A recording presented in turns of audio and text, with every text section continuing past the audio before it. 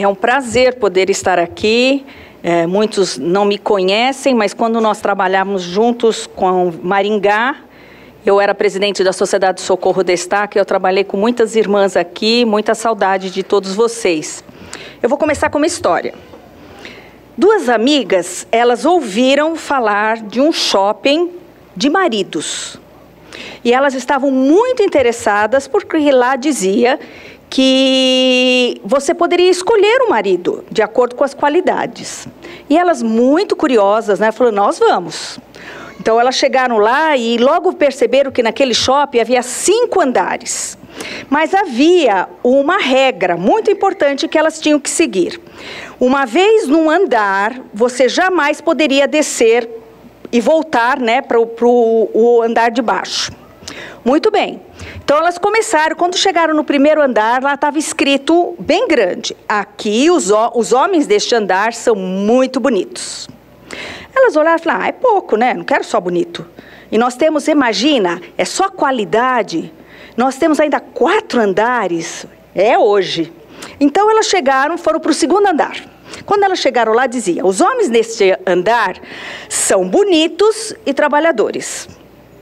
Aí uma olhou para a cara da outra, não, mais, né? Vamos para o terceiro. Quando chegaram no terceiro andar, estava escrito, os homens neste andar são bonitos, são trabalhadores e gostam de ajudar no serviço doméstico.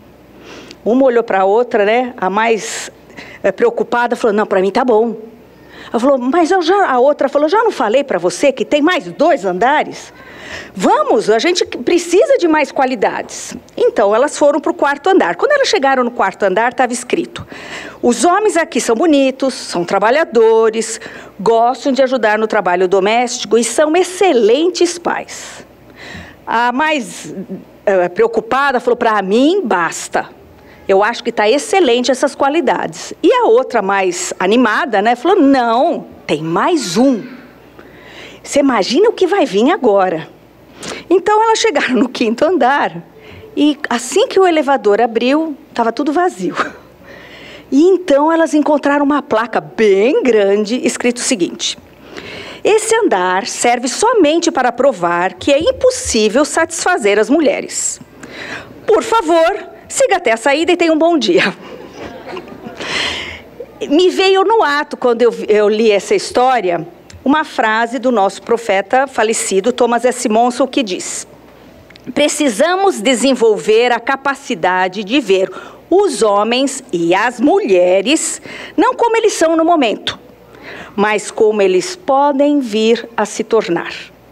E ele continua dizendo que nós precisamos nos tornar aquilo que o Senhor espera que nos tornemos. Eu tenho certeza que eu e todos nós, né, estamos nos tornando, a cada dia, uma melhor esposa, um melhor marido para nós como casal. E que isso é que faz parte do grande evangelho. O profeta Benson, ele disse assim, num discurso de 1887. O chamado dos pais, geral pai e mãe, é eterno. Por mais importante que sejam os seus, a sua profissão, o seu chamado na comunidade e o seu chamado na igreja, nós como pais nunca seremos desobrigados desse grandioso chamado divino. Harold B. Lee, ele também disse assim, queridos pais, a mais importante obra que realizarão em suas vidas será entre as paredes do seu próprio lar. Gostaria de hoje comentar 2 pontos importantes, tanto para mulheres e para maridos que têm seus filhos. Primeiro, são essas responsabilidades. A primeira, prover a subsistência material da família. Então, se nós abrirmos em Timóteo, o apóstolo Paulo diz que, mas se alguém não tem cuidado dos seus, que são os seus familiares, negou a fé. Então, nós sabemos que muitas mulheres, hoje em dia, sustentam o seu lar. Ela não tem um companheiro, ou ela é viúva, ou ela é separada, e ela tem que bancar o papel, muitas vezes, né, consecutivamente, do provedor também. Mas nós sabemos, né, que a importância das funções respectivas, tanto do homem e da mulher. Em Doutrina e Convênios 83:2, diz assim, as mulheres têm o direito de receber do seu marido o seu sustento, até que o seu marido lhe seja tirado. É uma escritura muito forte, mas é uma escritura atual, por mais que nós ouvimos tantas coisas diferentes do que nós estamos acostumados. Aconselhamos que o marido faça de tudo o que puder para que sua mulher possa cuidar de seus filhos em casa, mesmo que o trabalho não seja o ideal e implique na redução do orçamento familiar. É muito importante que nós entendamos esse processo para que nós não tenhamos confusões de pensamentos e distúrbios durante o casamento. O nosso profeta Spencer Lee Kimball, ele disse: ao se casarem, não retardem os filhos até terminarem os estudos. Deixem que venham. Não conheço nenhuma escritura autorizando as jovens esposas a adiarem a chegada dos filhos para saírem para trabalhar, para financiar os estudos seus ou do marido. Existem milhares de maridos que financiam seus próprios estudos e constituem suas próprias famílias ao mesmo tempo. É interessante porque eu também tenho filhos, eu tenho 3 filhos e eu tenho 2 noras. E a gente ouve, até dentro da igreja, respectivo que nem o presidente disse, de nós ouvirmos os conselhos do profeta, nós estamos fazendo a nossa própria ideologia. Estamos mesclando o que o mundo fala em benefício nosso da igreja. Então, nós precisamos tomar muito cuidado. Não são palavras minhas, são palavras do profeta. E eu me lembro que quando eu casei, eu também bati de frente com esse processo. Eu queria, sim, estar no mundo, estar trabalhando, e eu achava que eu podia muito bem fazer as 2 coisas, 3 coisas. E, para mim, para minha escolha, a obediência aos mandamentos não foi fácil, e foi difícil para que eu pudesse entender, mas muitos dos meus talentos foram usados dentro dos chamados da igreja, e eu me sinto hoje realizada. Eu fiz pós-graduação, eu estudei, eu fiz inglês, mas na hora certa e no momento certo. Há uma história muito interessante do Elder Christofferson, que ele diz que quando ele era criança, a mãe dele sofreu uma cirurgia de câncer muito radical e ela tinha dificuldades muito grandes em relação aos braços. E ela tinha que passar ferro, um ferro bem pesado, não na tecnologia que nós temos hoje, e ela chorava muito quando ela tinha que passar o ferro. E ela disse, e o Elder Christofferson disse que o pai dele, durante 1 ano, levava marmita ao invés de aproveitar o dinheiro que ele tinha do almoço para economizar e comprar uma máquina adequada para que ela pudesse passar roupa. E Elder Christofferson disse que ele não sabia, nas palavras deles, eu não sabia do sacrifício e do ato de amor de meu pai para com minha mãe naquela época, mas agora eu digo para mim mesmo, hoje sendo um apóstolo, que grande homem era o meu pai. Então, nós precisamos muito, irmãs, agradecer o trabalho constante de nossos maridos.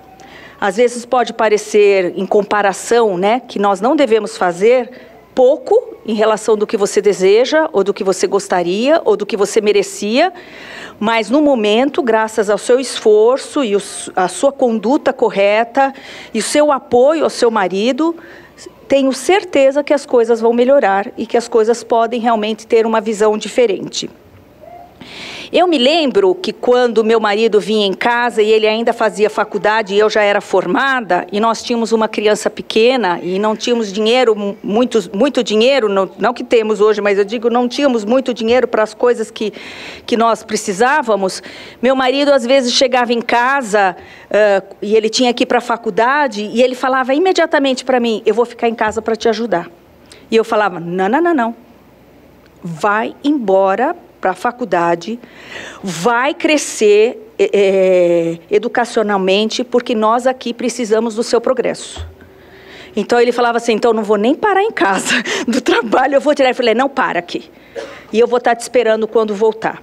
E ele se formou, ele fez pós-graduação, e hoje já temos netos, tal, ele conseguiu, com as dificuldades, quando ele dizia, precisamos economizar, fechávamos tudo, e focávamos no que precisávamos fazer. Muitas vezes não foi fácil, mas foi necessário. E eu gostaria de dizer o que o Elder Russo M. Nelson diz a respeito de nós mulheres. Precisamos de mulheres que saibam como fazer com que coisas importantes aconteçam pela fé e que sejam corajosas defensoras da moral e da família, em um mundo que está aflito pelo pecado.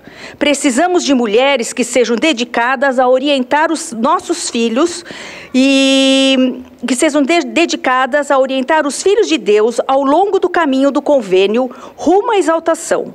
Mulheres que saibam como receber revelação pessoal, que compreendam o poder e a paz da investidura do templo. Mulheres que saibam como invocar os poderes do céu para proteger e fortalecer os filhos e a família. Mulheres que ensinam destemidamente.